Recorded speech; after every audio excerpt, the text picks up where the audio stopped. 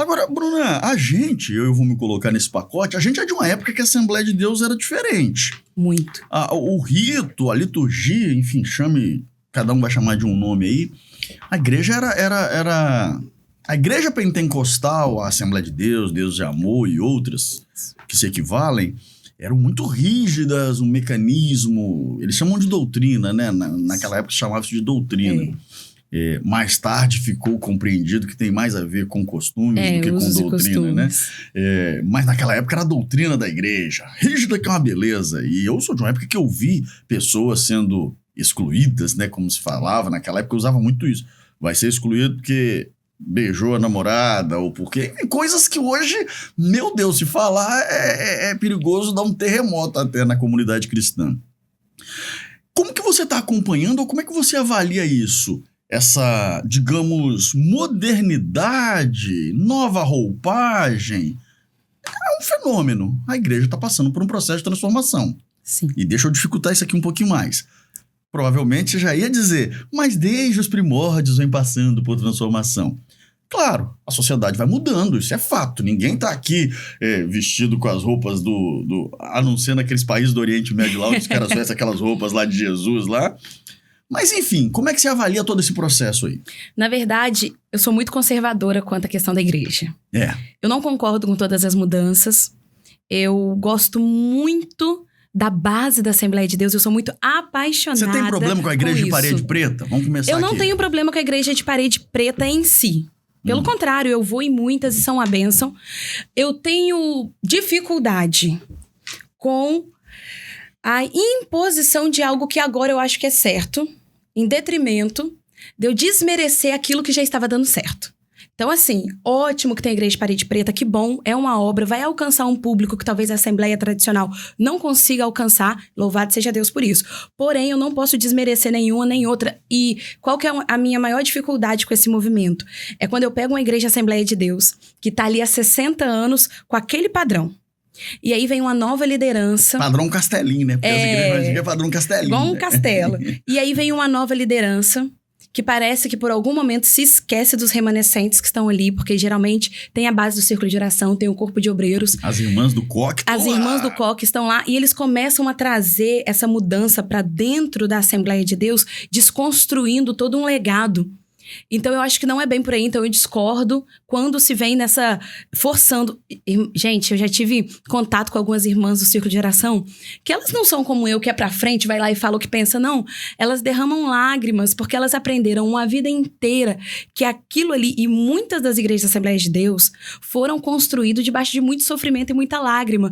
Então, elas têm um zelo pelaquela igreja, pelaquela construção, que quando chega alguém simplesmente, vamos pintar, vamos desfazer... É muito difícil. Há um constrangimento, uma dor. Então, eu não concordo. Eu sou apaixonada com a Igreja Assembleia de Deus do jeito que ela é. Tem uma música antiga do Eliseu Gomes, que você provavelmente, como você é cristã há algum tempo, você já vai saber de que música eu vou falar. Da irmã Gumercinda. Você já lembra dessa música? Gente, ele puxou do fundo do baú. Você vê que eu manjo dos Paranauê. Aqui tem garrafa vazia, menina.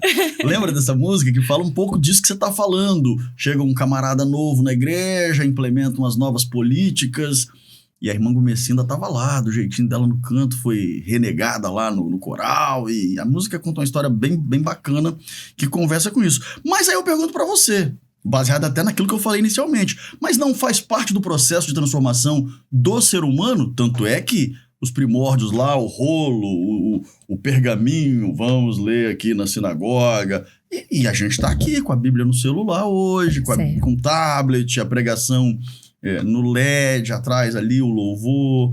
Isso não faz parte do processo, na sua visão? Você não entende que, de alguma forma, ficar preso a... Como é que eu posso dizer? Ao passado. Certo. Acho que é isso. Não, a Bíblia que vale é a Bíblia de papel. Essa Bíblia do tablet aí é do demônio. Eu acho assim, existem alguns itens que fazem parte da característica. Por exemplo, tem o policial à paisana e tem o policial fardado.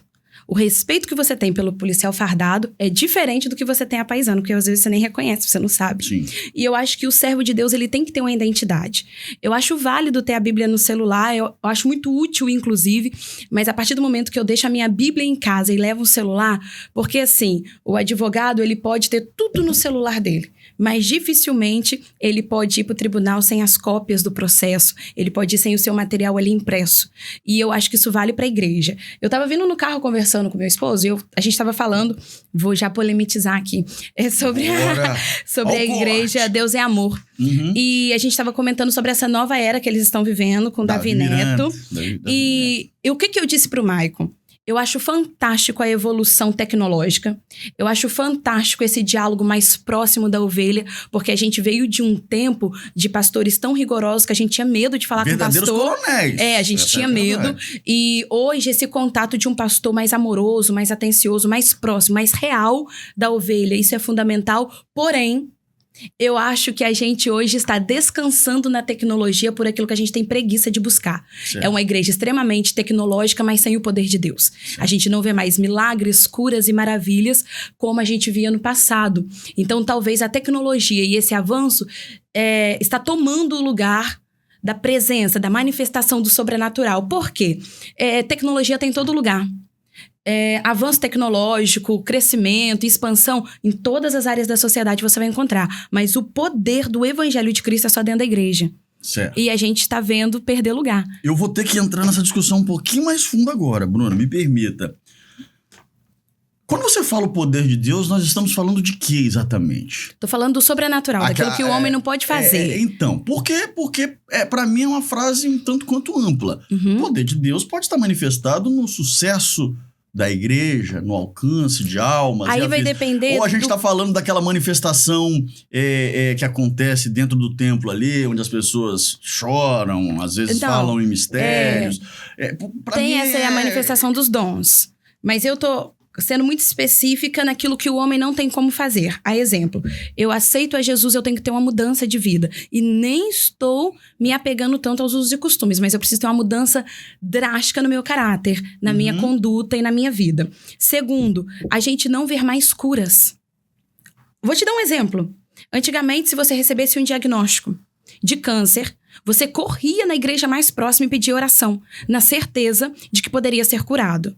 Correto. Você recebia um diagnóstico de depressão, você também corria na igreja, porque também é uma doença, e você tinha fé que devido a uma oração você poderia ser curado. Hoje não. Hoje as pessoas nem fazem questão de pedir uma oração mais. Por quê? Porque não se vê curas mais. As pessoas banalizaram as línguas estranhas, as línguas espirituais. As pessoas banalizaram revelação, profecias.